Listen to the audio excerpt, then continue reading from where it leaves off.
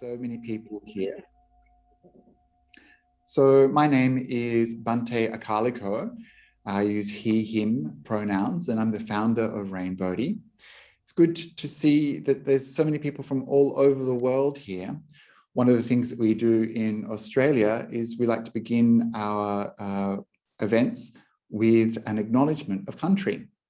So we acknowledge that this land that I'm speaking to you from today is the land of the Barramadigal people of the Darug Nation. So these are the indigenous inhabitants of this land. And we acknowledge that this land was never ceded, that this land was colonized, and that it was never given up. So we just acknowledge that we're still on Barramadigal land.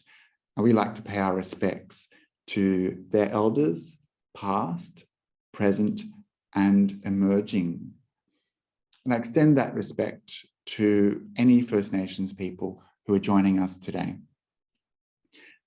And I'd also like to acknowledge our elders, those who have come before us, and especially our queer elders, our transcestors, and our queeros of the past.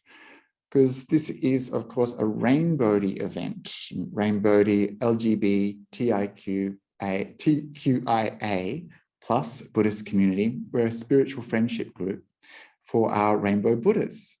And we have Dharma talks like this, we do advocacy work, and we just want to be a big part of the Buddhist community and be here as a resource for our Rainbow friends. So I want to begin by saying, whoever you are, wherever you're from, you are welcome here. Regardless of your race, your gender, your sexuality, your ability, regardless of your faith or no faith, you are welcome and you do belong. And even more, you are loved. And so on behalf of the Rainbodhi crew, I just want to let you know that. So today's session, we're blessed to have a speaker with us, Dr. Joyce Mann, who is a familiar face maybe to some of you who have been with Rainbodhi before. And she's talking on what to do when it all gets too much, dealing with compassion fatigue. So Dr. Joyce Mann is a clinical psychologist. She's worked both abroad and in Australia in this practice. She is one of the founding members of the Australian Association of Buddhist Counsellors and Psychologists, ABCAP. And she's now the president of ABCAP, which is wonderful. Go, Dr. Joyce. And she's also one of the founding members of the Mitra InterVarsity Youth Organisation, which still has lots of wonderful events happening today. So it's great to have a queer Buddhist psychologist here with us today to help us through this ongoing pandemic that is causing so much grief and so much heartache in the world. And every day there seems to be a new caseload. So many people have passed away. So many people have died, have been affected by the virus. And so many people have been impacted by reduced economic opportunities and all sorts of things. And it's been a long time now. So maybe our caring and our compassion has started to wear a bit thin. So I'm really pleased, Dr. Joyce, that you can be here with us today to help us out and give us some advice. And I really do appreciate your time. And I'd like to welcome Dr. Joyce for her talk today. Thank you so much. Thank you so much, Bante, for that generous introduction and for inviting me to give a talk. And good morning, everyone, or good evening, wherever you are. I'm just going to share my slides. Can everyone see this? Yep. Okay. I think we should always start with cute puppies because they make everything a bit better. So we've got about half an hour for my presentation. I thought I'd give a bit of an overview on what compassion fatigue is. I know that it's been, an ongoingly difficult time for a lot of people, and there might be reasons that you've decided to join today. and hopefully we can share some ideas on how to kind of deal with the situation we're in. We'll talk a bit about some of the warning signs that might indicate there's compassion fatigue, and just to share with you some of my experiences and my understanding of the Buddhist teachings. Obviously, I'm still a layperson, and I can only share the limited understanding that I have. I'll also talk a bit about some general self-care strategies that might be helpful. And then we'll break out into small groups and do a bit of a sharing session, and then come back and do a larger sharing session. And then I'll discuss some resources, and Bhante is kindly going to lead us in a meditation at the end. Okay. So compassion fatigue sometimes is known as vicarious trauma or secondary trauma, and it's an indication there's a continual strain of feeling for another's pain. This is something that that's natural for all of us, unless you're a sociopath or a psychopath, maybe that's a bit more challenging. But it's really an indication there's a state of exhaustion there, biologically, physiologically, and emotionally, and that's from being in a caring or helping role over time, and you've taken on someone's suffering for a long period of time. So this happens a lot in the helping professions, but it's not exclusive to the helping professions. You know, anyone who's in any kind of caring role or helping other people may experience this.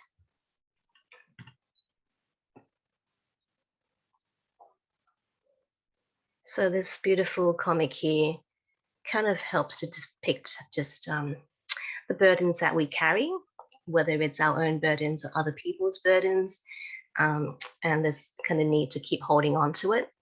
But over time, this kind of really weighs on us if we don't kind of do something about it. So these are some of the signs of compassion fatigue.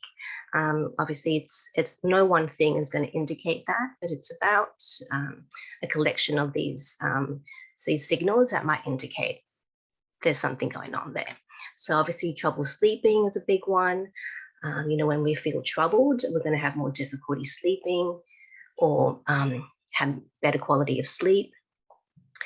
We might end up blaming other people or externalizing what's going on for us. You might wake up in the morning and dread going to work. I'm sure many of you experience that, including myself. It might mean that your purpose in life or that direction seems a bit open and not clear for you if a lot of suffering is something you experience on a day-to-day basis. Our body is very much linked with our mind, so there probably will be physiological symptoms because of chronic stress. There might be feelings of isolation, wanting to be away from other people, and that general feeling of helplessness or hopelessness because there's so much in the world that's out of our control. We might be so stressed or overwhelmed we can't make simple decisions as well. So these are just some of the signs that might indicate we need to kind of reset a bit. It's easy to think, oh, you know, you're just in lockdown. You know, you just have to stay home and be safe. And that might not be challenging for some people, but for others it is because they don't see all the other baggages that we're already carrying. Particularly as a queer person, you know, we've already had to navigate a lot of discrimination and issues around self-acceptance and dealing with other people's stigma and issues, and then you got the pandemic on top of that, and you know it can be a bit too much sometimes. And then when you encounter like a kind of a challenge or an obstacle, then it looks like we're overreacting, but we're not, because that bucket we talk about in our psych sessions, you have a stress bucket and you have all the stuff in it all the time. There's constant demands that you have to respond to, and it gets full to a point. And if you put one more little rock there, you know, it spills. So it's about how do we to maintain our own sense of self and well-being, how do we kind of manage this bucket so that it doesn't tip over all the time? So compassion fatigue really isn't a sign of weakness at all. I see it more as an indication that we're deeply empathetic and that we have a deep connection with other people. Because if you didn't have empathy, you wouldn't feel fatigue in feeling compassion for other people. But it also means that it's a sign for us to kind of step back a little bit and kind of re-gauge what's happening, what we can do to help ourselves. From my understanding, I find the first noble truth that the Buddha taught really helpful. You know, he used that truth that there is suffering in life as a first noble truth, not the last one, but the first one, because we need to recognize that within our lives, there will always be some kind of suffering. And when we recognize that, that helps us be more proactive and actually take on his teachings, because they are designed specifically to alleviate our suffering. Practicing self-compassion, I think, is also really important. You know, we don't, if you see someone drowning, you don't jump in and try and save them if you don't know how to swim, because you're going to both go down. You know, so it's really important we focus on ourselves and our own abilities and strengthen ourselves in order to reach out to others, because otherwise that leads to this kind of self-depletion. You know, that bucket keeps getting more and more full, and then it tips over. I find that the teachings around impermanence really comforting, actually, regardless of what's going on, particularly if there are difficult times. Knowing that they're not going to last, I think, is really helpful. And any kind of strong feelings we have that seem so overwhelming and all-consuming will also pass eventually. When? Sometimes that's up to us, but in terms of our external environment, we don't know, but we do know that it will pass. Looking within, you know, we talk a lot about looking within Buddhism, but what do we mean by that? You know, it's about focusing on our own mind. The Buddha taught that everything stems from the mind. And if we are able to look deeply into our own minds, we can see the progression of how things evolve. You know, our thoughts lead to our behaviors, and it leads to habitual patterns as well. And how do we go back to that source and focus on what we can control? Because there is so much, anything outside of us essentially isn't in our control.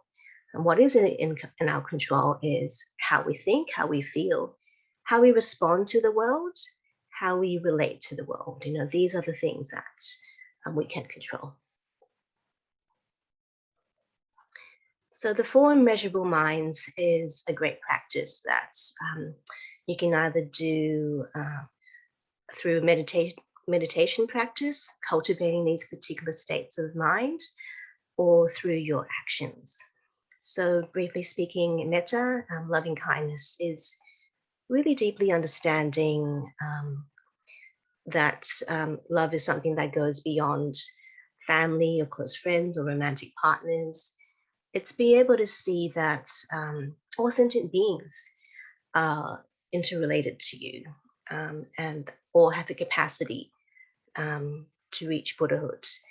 And knowing that is really great, and be able to connect with other people, regardless of whether they have different beliefs to you or not. Karuna, compassion, obviously is something that's really important, but all of these states of mind do need to be practiced together. Too much karuna without wisdom or without upekkha, this stability of mind, then obviously leads to that compassion fatigue, because there's too much compassion and you're taking on people's suffering and not having the ability to kind of regulate that. Mudita, so sympathetic joy, is rejoicing in other people's success, and when other people are happy, you know, you're happy as well. This is great because You don't need to do something yourself to feel happy. You can just be happy from seeing other people. I mean, watching the Olympics, I was getting so emotional when I'm seeing other people win their medals and seeing so much work they put into come to fruition. I mean, it's like you've won it yourself. You know, how good is that? And by rejoicing in other people, you know, we can also be inspired by their journey and their qualities that we can emulate ourselves. So there's no need to feel jealous or petty about other people's success, because we can use that as a way to motivate ourselves. So the last one, upeka. So this equanimity, being in a way, I guess, not being swayed by the ups and downs of life, whether someone is saying something nice to you or not nice to you. Having the stability of mind regardless of what happens is definitely something that we can strive to achieve. Obviously not easy, but through practice, it's something that definitely can be strengthened, because as we said before, there's just so much that goes on in the world, and it can be a very scary place sometimes. And without equanimity, we're going to be burnt out or overwhelmed a lot.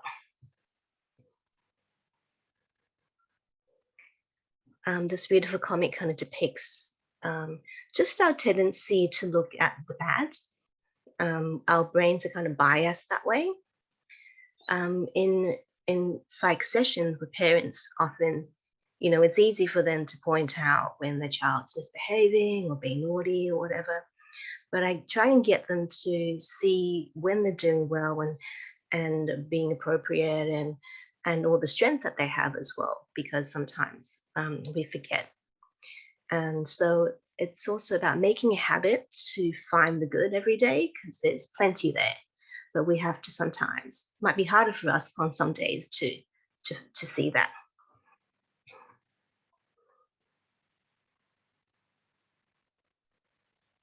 So practicing mindfulness, you know, talk about mindfulness a lot. Here specifically, I think awareness of your unhelpful thinking can be really helpful. Sometimes we can get really caught up in our negative thinking, and we end up not being able to separate ourselves from it and not being able to see our thoughts in a really objective way. So mindfulness can help us see our thoughts as like a passing cloud. It's arisen, and then we can let it go away, you know, without getting caught up in it and jumping onto it and kind of being so involved in that story we've created that we've kind of lost sight of a different perspective. Our emotions also can be a really powerful thing. They can be so all-consuming, and it's like you dig a bit of a well for yourself, and you're in this well, and all you see is this darkness there. And you can't separate yourself from that anymore, because you've identified with yourself feeling sad or feeling angry or whatever it is.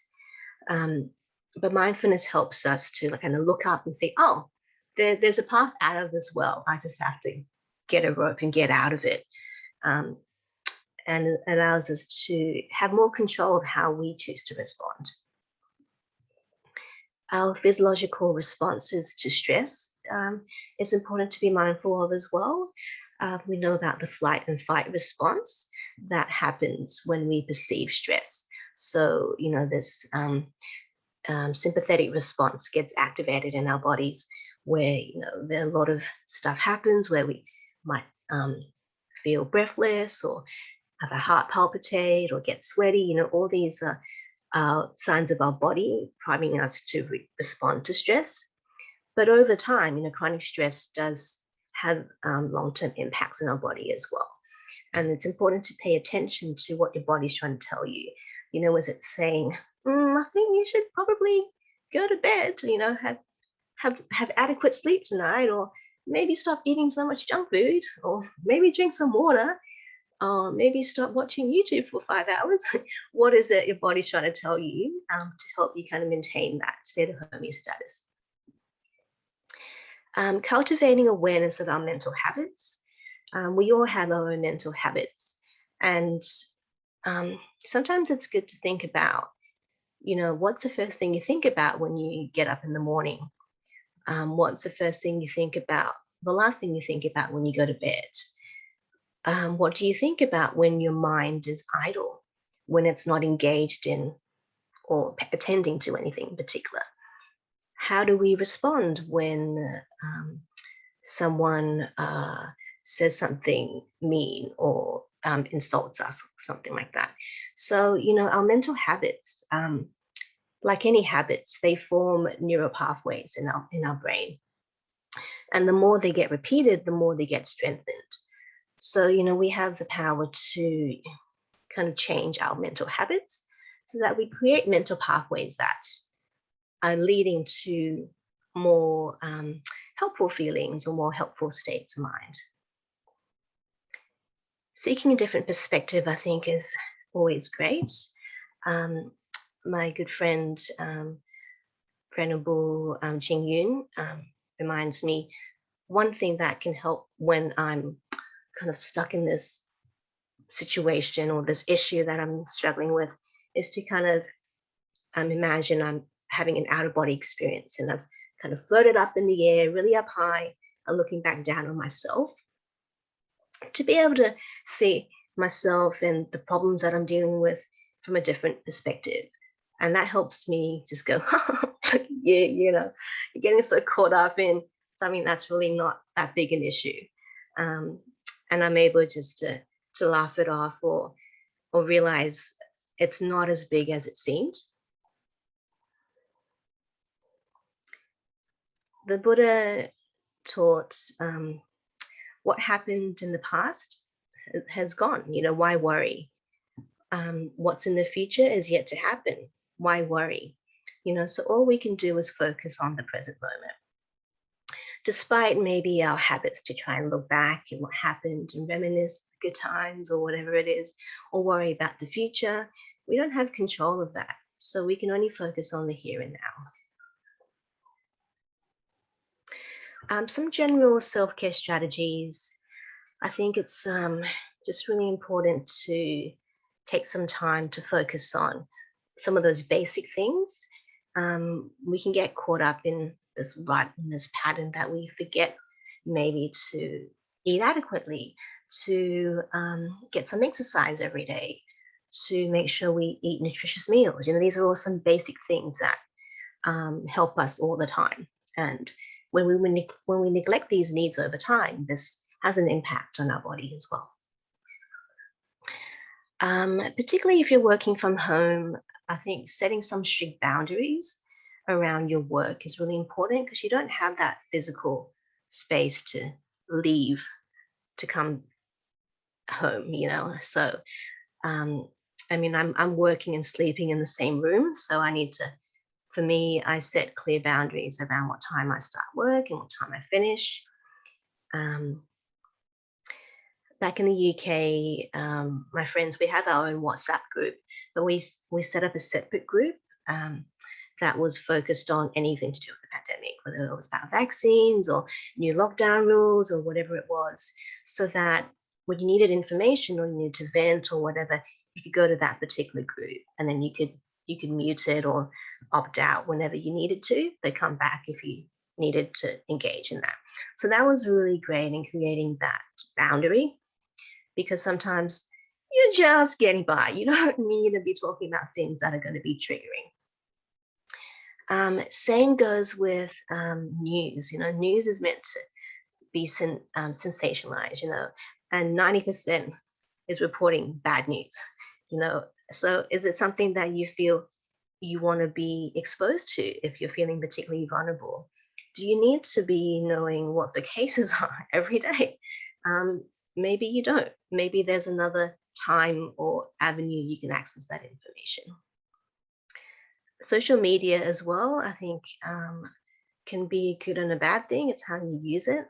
I do have days where I just don't engage in that at all, because you can't control, when you're scrolling, what people are going to post. Some might be really nice, some might be triggering for you. And it's kind of realizing whether this is serving a purpose for you or not. Particularly if we're, very caring and kind and helpful people, we love to help other people, but it's okay to say no. It's understanding your own limitations and ultimately understanding that we're not responsible for other people and their life. People need to make their own choices and be accountable to their own actions. And we can help to an extent, but when we don't have that capacity, out of compassion for ourselves and other people, we can say no. Maybe it doesn't have to be you who does the helping. Using circuit breakers. This is helpful when we get like in a rut and we have all these habitual thinking that might not be particularly helpful, or habits we form that aren't so helpful for us, or we get really stressed out about something and it just kind of spirals. So using circuit breakers in terms of taking a mental break, can you do something that's more relaxing for you? Can you go for a walk? Can you do some mindful coloring in? Can you do some meditation? Whatever it is that helps you unwind is something we need to kind of do on a more regular basis. Also be aware of more unhealthy or unskillful ways we self-medicate. For me, I play Bubble on my phone. I can play for hours if I'm not careful. And it's fun to a point until it becomes addictive. So, I don't drink, I don't smoke, so I don't have those vices. But if it's something that you engage in, it's not saying don't do it at all, but it's about understanding the impact it has on you. And are there other ways to help you regulate better? We've already talked about time for relaxation. I think that's so important. Your body needs and your mind needs time to not be around things that are stressful and triggering. Seeking social support is really important. I don't think I would have survived without all my friends and having that social connection there, because we're social beings, and particularly as queer people, that sense of community can be so important. And when we're isolated or in lockdowns, we sometimes need to be more proactive in seeking that support, I think, sometimes. And also, don't be afraid to seek professional help if you need to. There's, all the unhelpful ideas you think of when it comes to seeing a psychologist or professional, just flush that down the toilet. I think that stigma is so unhealthy. And oftentimes, we get referrals when people have been struggling for a long time and they've reached a point where they're in crisis, and that's not the best time to be helping someone. It's about taking ownership of things that you're struggling with and having someone external who's unbiased to be able to give you that undivided attention is so validating. I've experienced it firsthand myself, and it's amazing, when you find a skillful professional to help you. So I've been asked to give more specific strategies around dealing with COVID and lockdown. So, I think it's important to acknowledge that this is a global trauma and an ongoing trauma. There's no way we can sugarcoat the situation at all. And it's okay to make time to grieve or feel sad because it's a terrible situation. You might have lost people you love, or maybe you haven't seen your friends or family for a long period of time. You don't know when you'll see them again. And, it's very valid to feel upset by this and distressed by this. Letting go is an amazing practice. I think letting go of what we can't control is something that will help us a lot, because there's already so much that we can't control. And focus on what we can control. Can you get up in the morning and choose what you make for breakfast? Probably can. Can you decide to say something kind to a friend who's struggling online? Yeah, you can do that. Can you choose a time when you go for a walk? There are so many little things each day that we can still control. maintaining your spiritual practice is, I think, so important. And it's something that's easy to neglect when we're feeling overwhelmed. But that's exactly the time when we need to strengthen that, actually. Because the Buddha's teachings are there to help us through these difficult times. And it provides so much guidance into how we can encounter, how to deal with our difficulties. So whatever practice you do, kind of maintain that as much as you can. Helpful daily routines. So our routines may already be kind of messed up from lockdowns and whatever's happening, but I guess reestablishing what you can, maintaining some kind of stability can be really helpful in giving that sense of predictability and control in your own little world. Finding joy in the simple things. I mean, it sounds so basic, but you know, there are so many little things that you can still find joy in. You know, going for a walk, and in Sydney, we're just so blessed with so much beautiful nature. And coming back from the UK, it's like, oh, the sunlight everywhere. Oh my goodness. You know, so getting that vitamin D is great. Just taking pictures of flowers, making yourself a cup of tea, you know, all these little things. Great. Reaching out to others who are struggling. I think that's when you feel capable, that's definitely something we can do to support each other as well.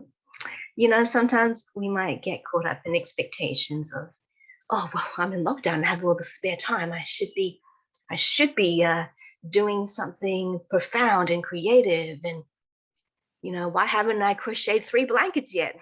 You know, whatever it is you feel you should be doing, it's okay if you can't do it. You know, I think focusing on one day at a time, you've survived another day. Well done. You know, that's all. Celebrate little things that you can do. If you feel up to it, yeah, go ahead. Do whatever creative project you want to do. Write that novel. If you feel capable, that's fine. But it's also okay just to like do nothing as well. So I think we've come to maybe a time for some discussion amongst some small groups. Do you want to say anything, Bhante? Yeah, I was going to say, maybe if you can, we might put that slide up in a second again, but there was just a couple of things I wanted to say. So firstly, thank you for sharing all of that. And the reason these things, they seem so simple and so reasonable and so helpful, but they're so easily forgotten. And there were so many things in your list that really just reminded me, oh, there's just, you know, basic things that we can do to help ourselves and help each other. But we need that guidance from time to time. We need to be reminded, because our tendency is, you know, we become so easily lost, and we need that reminder of these things that we can do to help ourselves and then to help others. So thank you for those really practical tips, which I really enjoyed.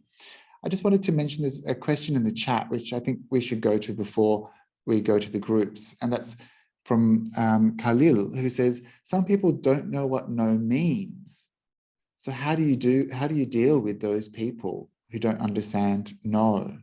Especially, I'm thinking about bosses and things like that, people who kind of, that won't take no for an answer, or our relationships or family. Yeah, that's a great question. I think there can be some really toxic relationships we have to deal with sometimes, and that can make it really challenging to have your boundaries respected. I think practicing assertive communication as a start is really helpful. So being quite clear about what your limit is and what you will and will not tolerate, and taking ownership of your own feelings. So using I statements. So I feel overwhelmed when, describe the paper. So when you tell me to do whatever it is, and then say clearly what you want to happen instead. So I'd prefer if you ask me next week, or whatever it is. And some people may respect that, some people may not. They may keep asking and kind of negate whatever you said. And then you kind of use a broken record technique. So you might just repeat, we discussed this, or we discussed this, or I said next week. So you might have to do that repeating over and over again, depending on what context it is. If it's work, it's a bit more challenging. If it's other people in your life and they're not listening after that, you might have to kind of avoid a bit of contact sometimes if you can, because they're not respecting those boundaries, and it's not helpful to anyone to kind of keep being kind of subject to that.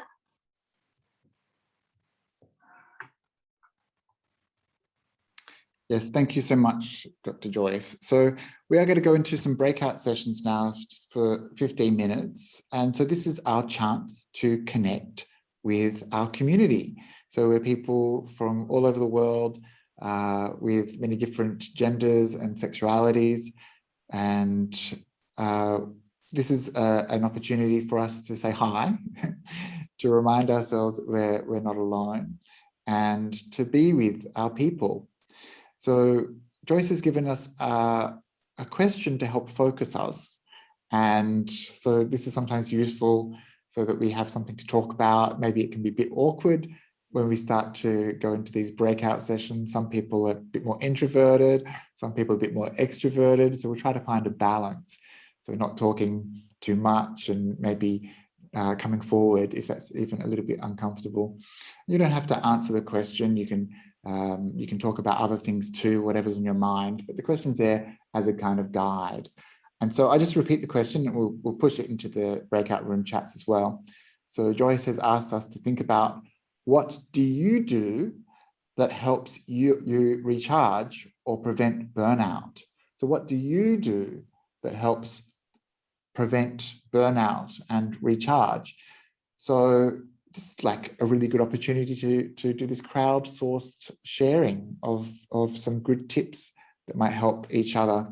You might think about your Buddhist practice or some other strategies that you have that are really useful. So what do you do to prevent burnout and to help you recharge? So our Zoom master, Ben, is going to take us to the breakout rooms for 15 minutes, and then we'll come back and we can ask some more questions of Dr. Joyce. So good to have her here. We'll take advantage. And so enjoy the sessions.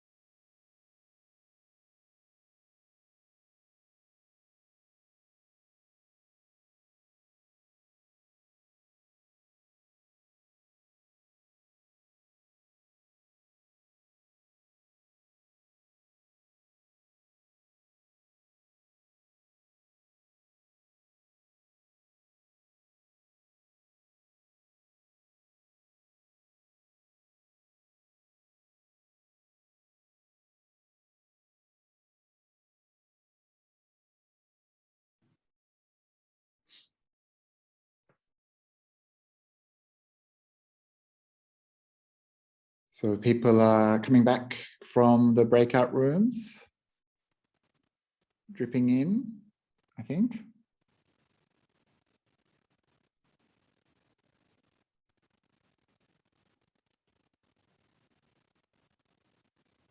Very good. People are coming back. That's good. I think people are probably still talking.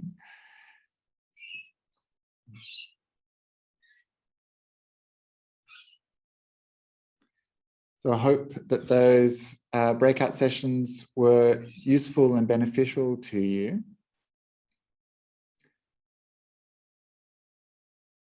For me, I was in a group with people who are caring for others, people who are in caring roles with family, and it was a good reminder of the reality of compassion fatigue. When we're caring for others, our caring can become quite thin.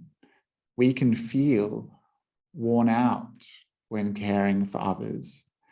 And so these strategies that we were able to share are really powerful to help ourselves, to help each other. And in my group, we had some simple strategies like just doing some chanting in the morning. And I said you should never neglect the power of a simple ritual. For another person, it was just being able to stay on top of the domestic environment, caring for the space that they're in, wanting to reflect a sense of calm and peace in that space. Another person mentioned taking the opportunity to get out and to connect with others in those small moments, like driving in the car, to contact friends, to make the most of those moments. So thank you for everyone who shared an idea or a strategy, or who shared a part of themselves that needed to be heard. And that's why we have these groups, so that people can come together and feel like they are heard, that they are cared for. It was an opportunity for us to practice some compassion, which is good. We probably might have been surprised we've still got some compassion in our hearts, so that's good, right? And now we might take a few moments to ask any questions of Dr. Joyce in the chat, or if you want to unmute yourself, you can also do that. Dr. Joyce, do you have any specific advice for people who are in those caring roles, such as caring for an elderly relative or caring for children? How do we deal? I mean, these are things we can't just opt out of. It's not the same as something like caring about unidentified people on the other side of the world. How do we deal with the fatigue that comes from the on and onness of looking after a relative? That's a great question, Bante. When I work with carers of someone with a disability, this is an ongoing and relentless role, and I always say that they are the most important person in this person's life. And that's why prioritizing self-care is so important. There may be kind of no real escape from that role, but trying to prioritize, even if it's 10 minutes in your day, taking that mental break, whether it's you go for that walk or you just sit down and read a chapter from a book, or whatever it is that you can manage to take from that day, and making that a habit, I think, is really important. And seeking the support that you can, whether it's having childcare or having in-home support, whatever's available during COVID. But to have those formal supports set up is really important. And I think also reaching out to support groups and sharing your experiences with other people in similar situations and getting ideas as well from them, so you don't feel isolated in your role, because it can become quite isolating. And a kind of slightly related question, can you suggest how we deal with the guilt of becoming resentful or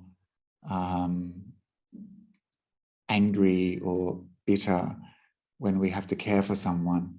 This is something I know can happen. We become drained and we become annoyed, and then we feel bad. We're bad Buddhists. How do we deal with that? I think maybe recognizing we're also sentient beings. We're not saints. We're not liberated yet. We have our limitations, and I think understanding your own needs is really important, because you're feeling resentment because your own needs aren't being met. And maybe there's no one else to point that out for you or support you with that. And sometimes it does require more kind of self-advocacy, because it's okay to have your own needs and take time for yourself. And that doesn't mean you're being selfish. It means you're being realistic and honoring your caring role as an ongoing thing. And to make that sustainable, then you need to kind of manage that stress bucket. How do you remove some of that stuff on a regular basis so that this is a sustainable role that doesn't lead to your own self-depletion?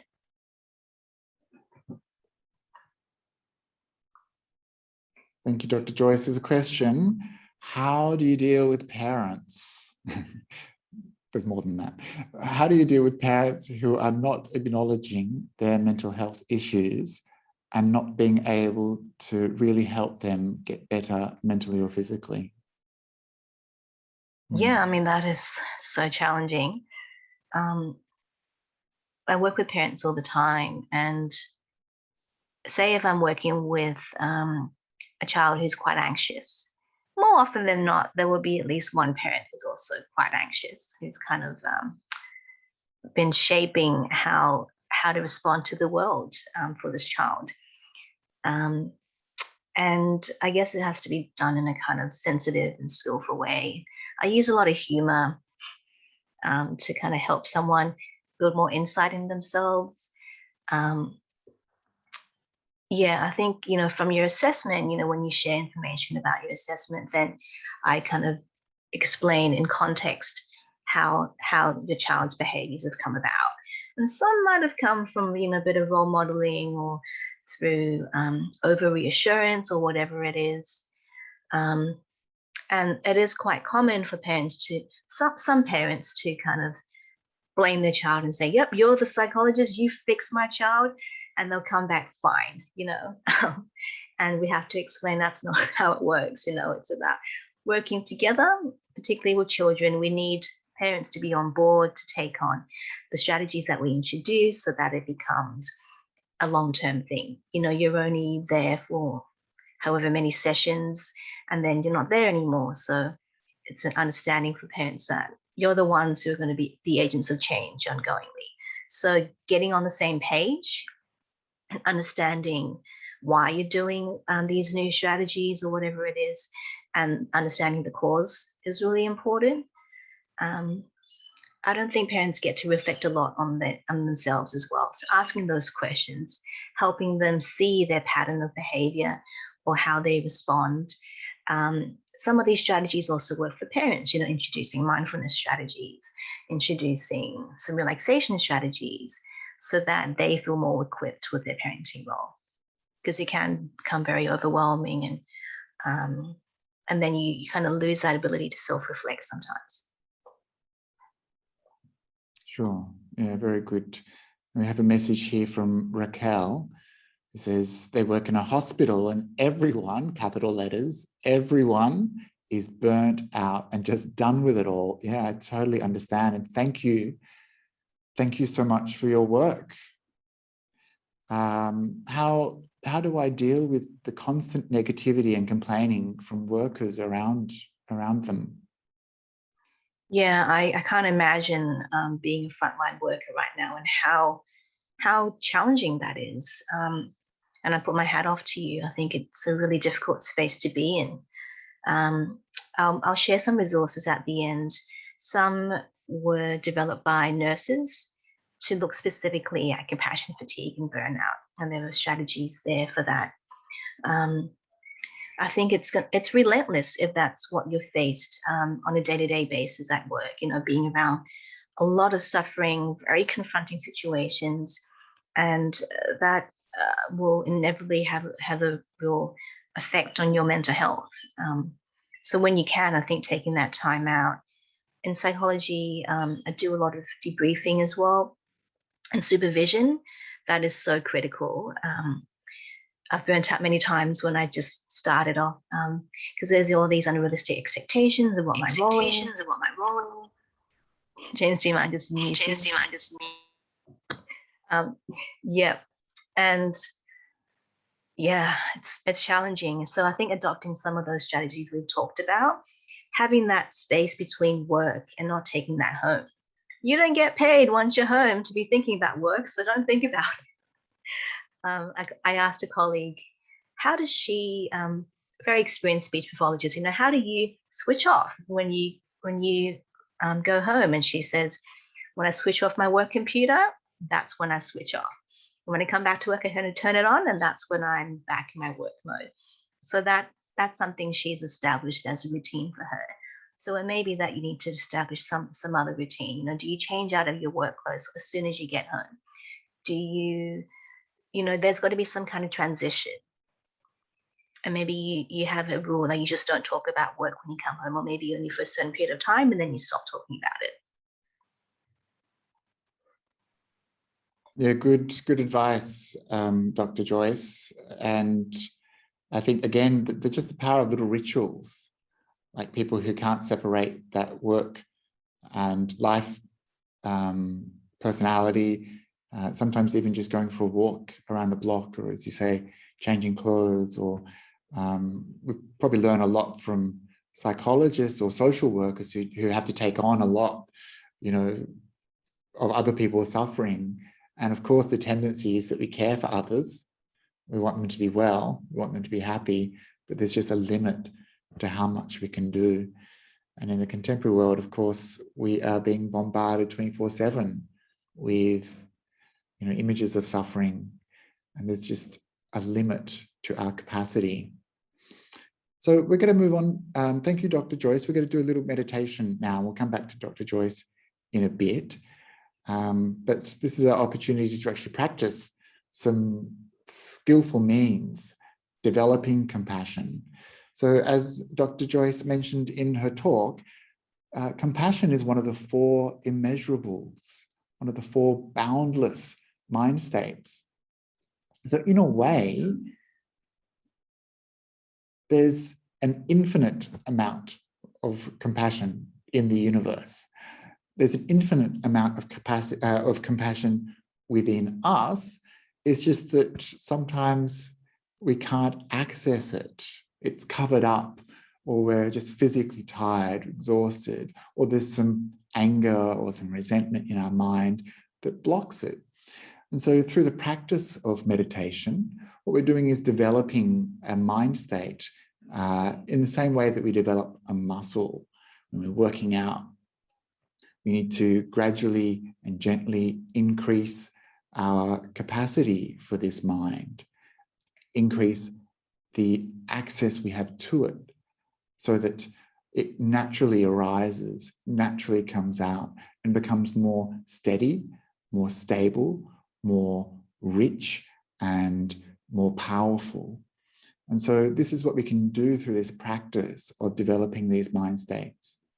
And so I invite you now to take a comfortable position. We're going to do maybe 15 minutes of meditation practice, and I'll guide you through it so you can relax.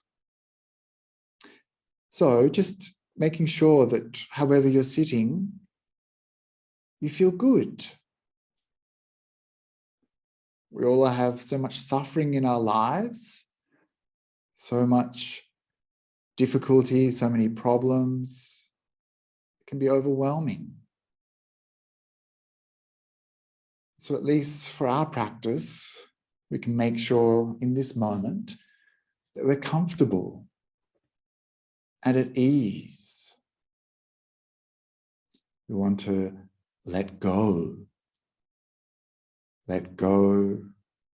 of all the busyness, all the activities, all the stress of our day, our week, our lives.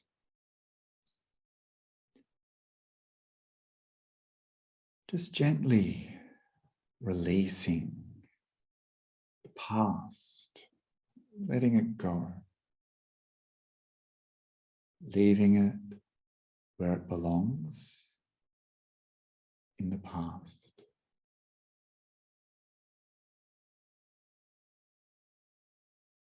And not worrying or thinking and planning our future. Future is so uncertain. So just leave it where it belongs, in the future.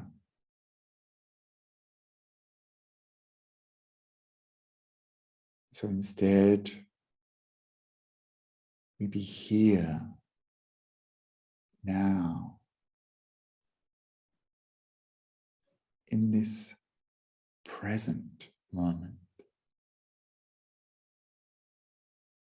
And here we can be aware and relaxed. And this relaxation comes from letting go. So letting go of the physical stress in the body. Consciously releasing any tension or tightness in the body. Relaxing the muscles, softening down through the body, releasing, relaxing each and every part from the top of your head all the way down to the tips of your toes, softening, relaxing, letting go. Just take a few moments to relax.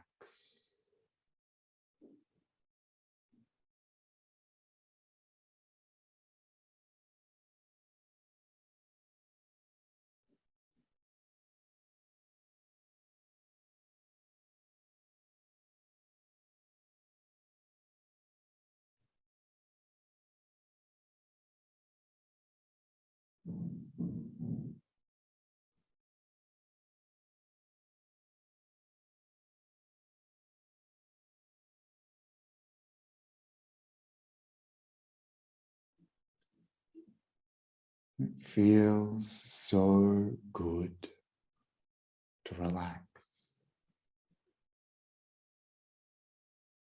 to let go.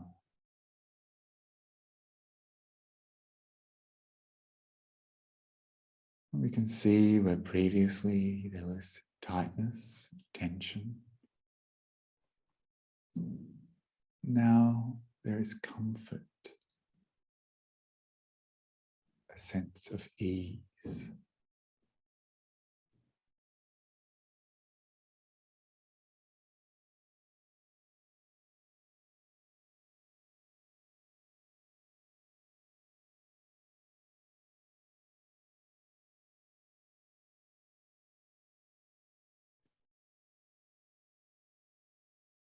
And you notice that when the body is relaxed,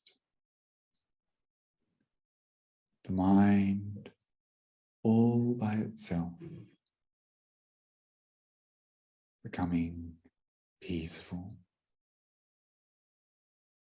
calm.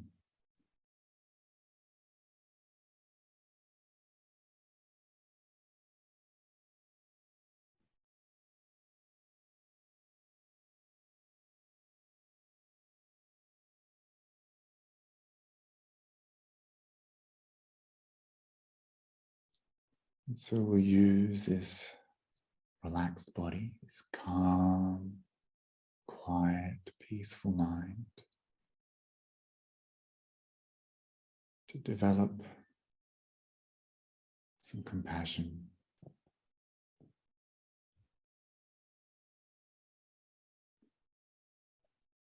We begin with a thought of goodwill to ourselves. May I be happy. May I be happy. May I be happy.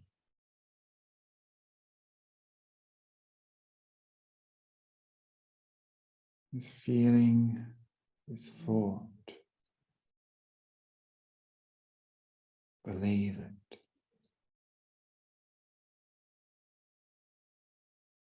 Allow it. You are so deserving of happiness, of love.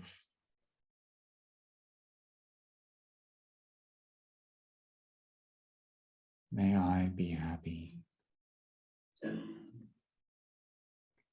May I be happy. May I be happy.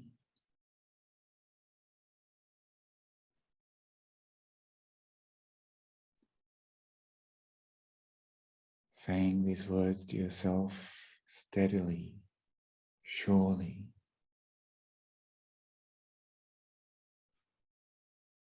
Allow yourself a smile on your face. May I be happy. May I be happy. May I be happy.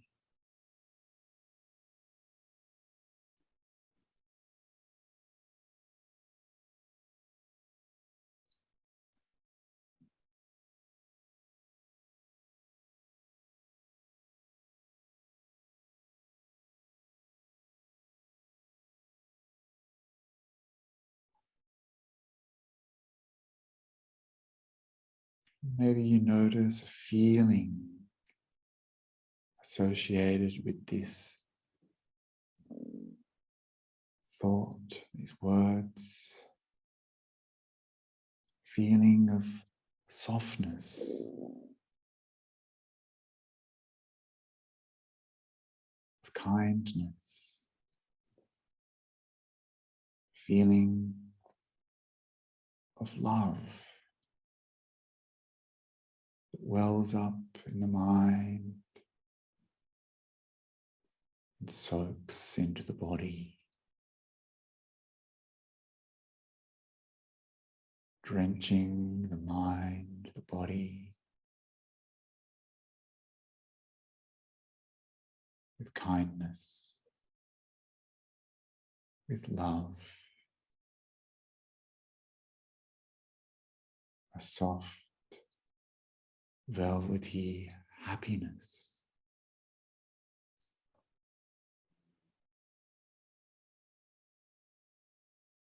May I be happy. May I be happy. May I be happy.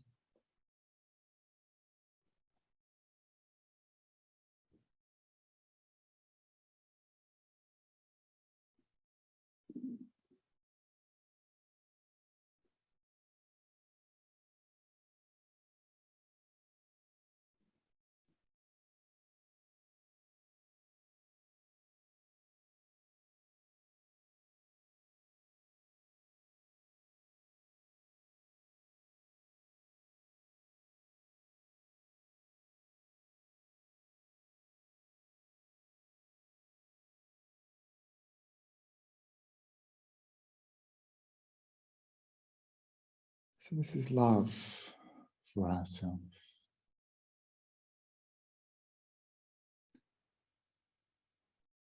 And compassion is just the simple wish. May I be free from suffering. May I be free from suffering. May I be free from suffering.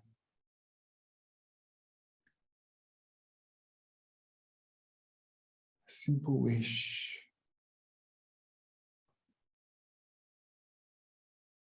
A care, not a cure. Just this wish. May I be free from suffering.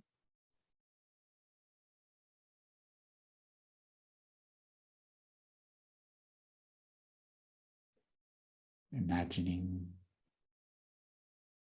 the lightness, the freedom, the joy,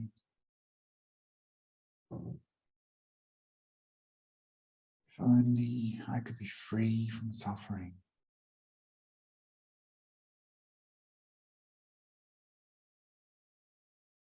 We let go of the things that hurt us. Let go of the things that are heavy.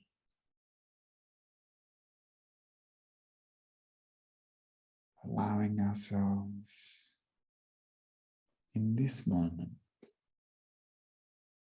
to be free. It's okay to let go.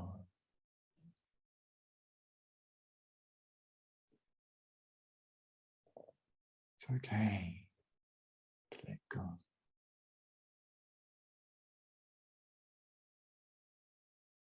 May I be free from suffering.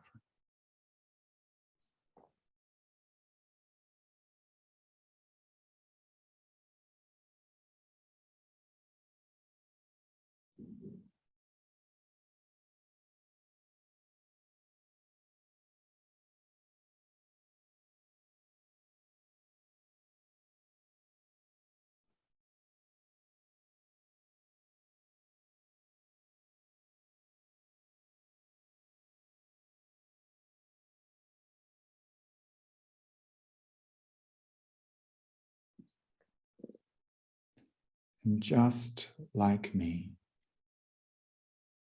all beings everywhere long to be happy. All beings everywhere wish to be free from suffering.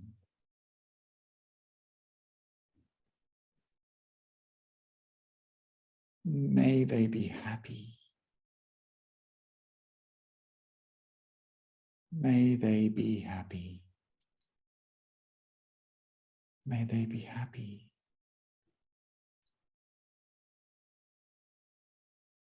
Radiating this love, this kindness,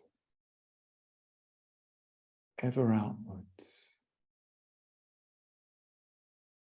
Radiating this love into the world, the universe, touching every living being with love.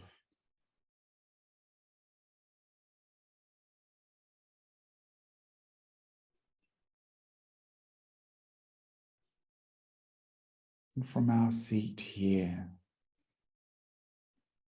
wishing, may they be free from suffering. Caring, may they be free. May they be free.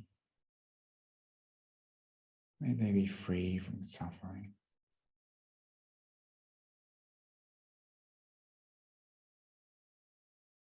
This thought is enough. This care is enough.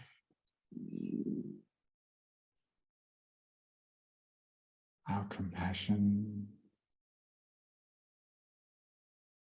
flows ever outwards. Our compassion grows bigger, more powerful.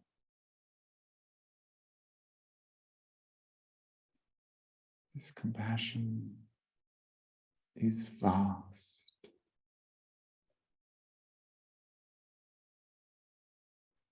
Immeasurable.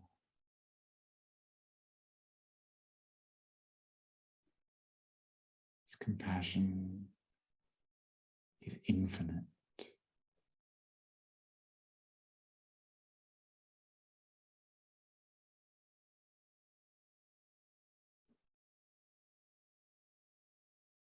May all beings everywhere be happy.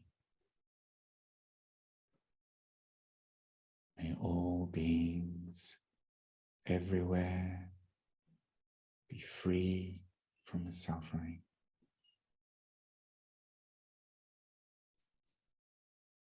May all beings everywhere attain nirvana.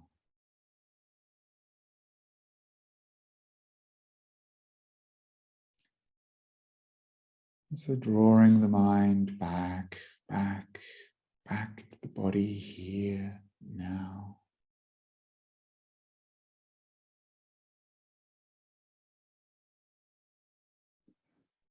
Taking that love and compassion into the heart.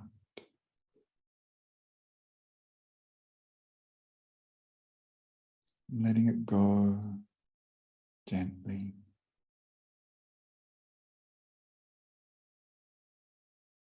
Knowing that this love,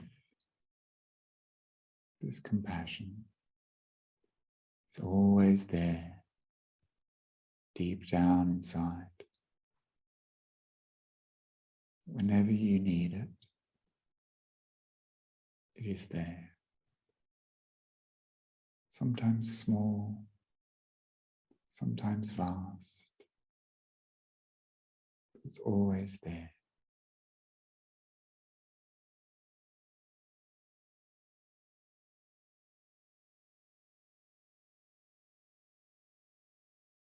And so now you can relax your awareness, coming back to the space you're in, coming back to our virtual community. And when you're ready, gently opening the eyes. So I hope you enjoyed that short session. So of course, our compassion is built over the foundation of metta. So we have this goodwill to ourselves, this love to ourselves, this compassion for ourselves, and we can share this with other living beings. So Dr. Joyce, thank you so much for being here with us today. I know that you have some resources that you want to share. Will you put them into the chat, or do you have a slide?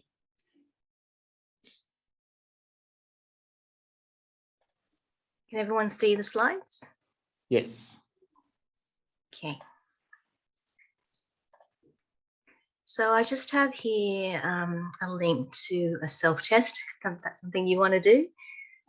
There's some great resources as well, developed by nurses that are there to combat the burnout of COVID, and some other great tips as well. This is a great site if you need to find a therapist. This could be a counsellor, a psychologist, or a social worker, and you can search by area and by specialty, whether they're Medicare rebated or not, and also some other great resources through Head to Health that also have links to online treatment, many that are free as well. Here are some queer-friendly resources for Australia and the US. In particular, QLife is great. They have a web chat counselling service as well as free phone counselling as well, and heaps of resources on their site. So yeah, feel free to check that out. Thank you. And are you okay if we, oh, there's something else coming. Oh, sorry. I just thought I'd do a shameless self-plug for our Cats next event. Good on you. So next Saturday, the 4th September, we have a panel of three distinguished speakers. I'm not sure what's not showing properly. Discussing on the topic of wisdom. So we have Venerable Sujata, we have Venerable Ju Wei, and Susan from our Indigenous community, which will be chaired by myself. Sorry, you can't see this. Let me just share the link with you. Okay, very good. And if, with your permission, can we please send out the slides and those resources to all the people who registered for the event? Yeah, that's good. That way we can, we'll all have them in our hot little hands. So once again, please join me in thanking Dr. Joyce for her kindness and compassion in sharing the Dharma and psychological wisdom with us today, which is really appreciated by me personally. And I think everyone benefited from this talk and the practical tips you shared. So sadhu, sadhu, sadhu, much merit to you, and may you have happiness in your life, Dr. Joyce. And yeah, no, I mean it.